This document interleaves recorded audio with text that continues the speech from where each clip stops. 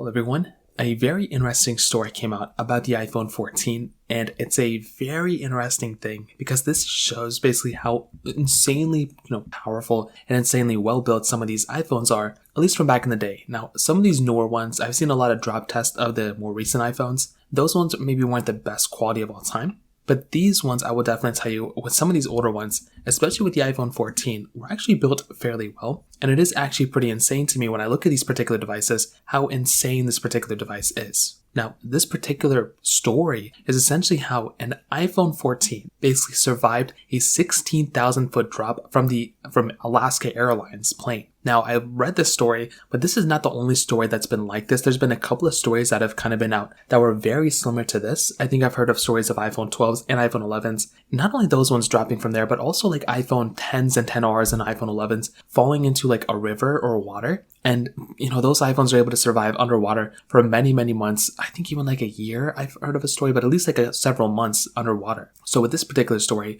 what had basically happened was this particular iPhone, basically it was an iPhone 14 Pro Max, what we can see, it plummeted 16,000 feet from this particular land. Now, it did land on grass, so it didn't land on pavement or anything, but that is a pretty crazy thing too.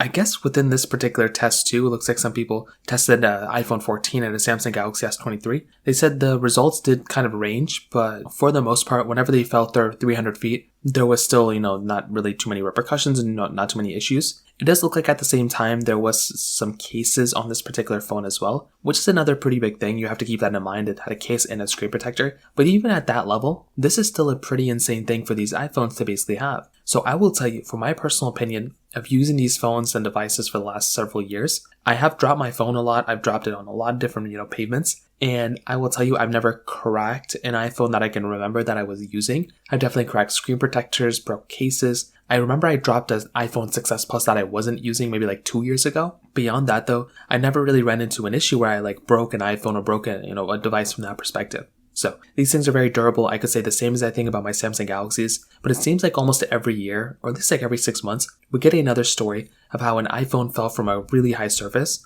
and it was basically able to survive, and then we're basically able to go on from there. So pretty crazy stuff. Very happy, very excited to see this kind of stuff still happen, but as of right now, that's basically what we know. If you have any other thoughts or questions, please let me know in the comment section below. Hit the like button, that'll mean so much, but definitely hit that subscribe button. More importantly than everything else, I love every single one of you guys. Hopefully I'll catch you guys in the next video. Peace out till then.